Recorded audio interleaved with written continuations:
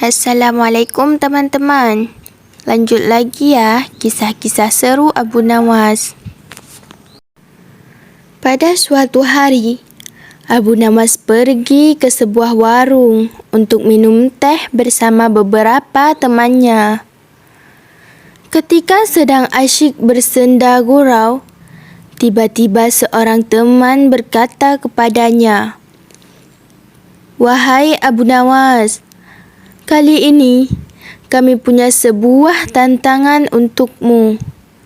Tapi kami merasa engkau tidak akan sanggup melakukannya," kata salah satu teman kepada Abu Nawas. "Jelaskan, seperti apa tantangan kalian?" tanya Abu Nawas.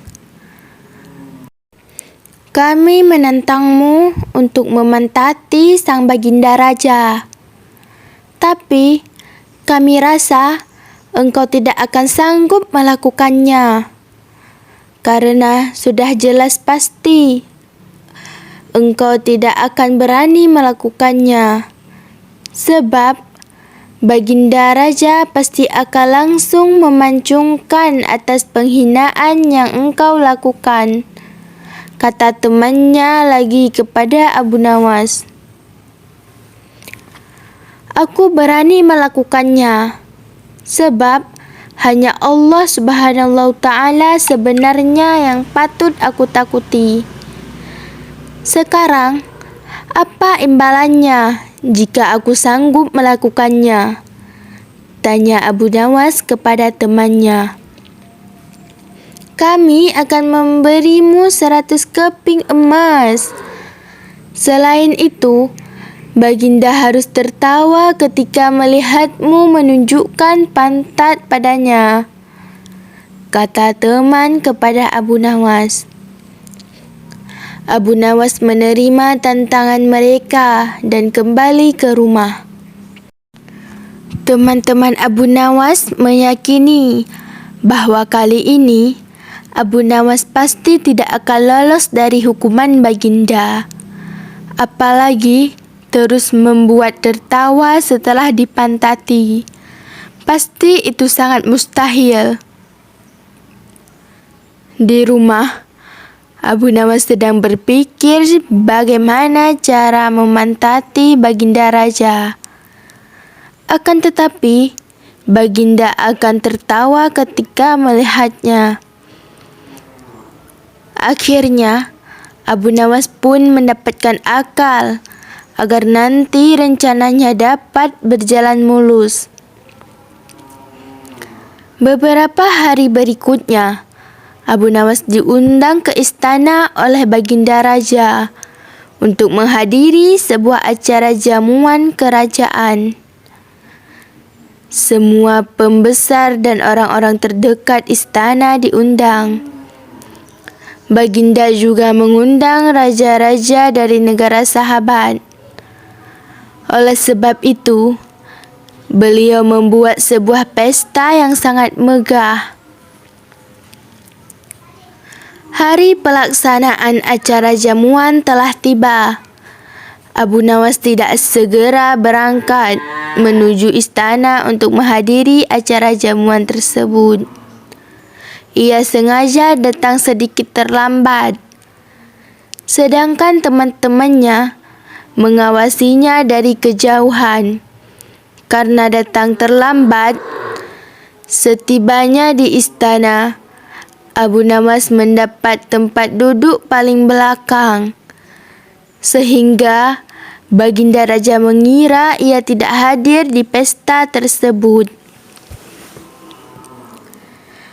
Para ahli pidato mulai menyampaikan ceramahnya satu persatu, membuat para tamu undangan terkesan.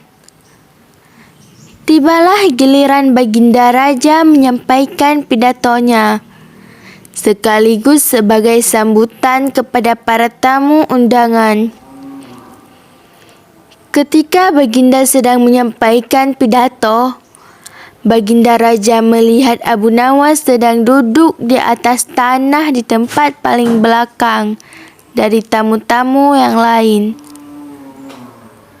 Selesai berpidato, beliau lalu memanggil Abu Nawas untuk duduk di depan. Baginda berkata, "Wahai Abu Nawas, kenapa engkau duduk di belakang? Dan kenapa engkau duduk di atas tanah? Majulah ke sini dan duduk di atas karpet bersama kami." "Ampun Baginda, hamba memang sudah duduk di atas karpet," kata Abu Nawas kepada Baginda. "Karpet yang mana, wahai Abu Nawas?" tanya Baginda kembali. "Karpet yang hamba bawa sendiri, Baginda," jawab Abu Nawas. Baginda Raja keheranan dan kembali bertanya, "Dari tadi aku tidak melihat karpet di tempat dudukmu," tanya Baginda kembali. "Apakah Baginda benar-benar ingin melihatnya?" tanya Abu Nawas sambil beringsut ke depan menghampiri Baginda.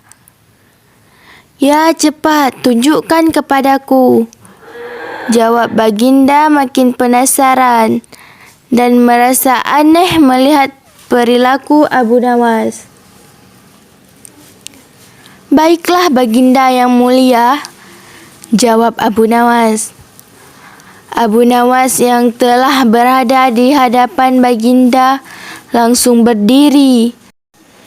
Kemudian Abu Nawas menungging membelakangi Baginda Raja, menunjukkan potongan karpet yang sudah ditempelkan pada pantatnya kepada Baginda. Spontan, Baginda Raja langsung tertawa terbahak-bahak. Kemudian diikuti dengan tawa para tamu yang hadir karena menyaksikan tingkah lucu Abu Nawas yang menempelkan karpet di pantatnya.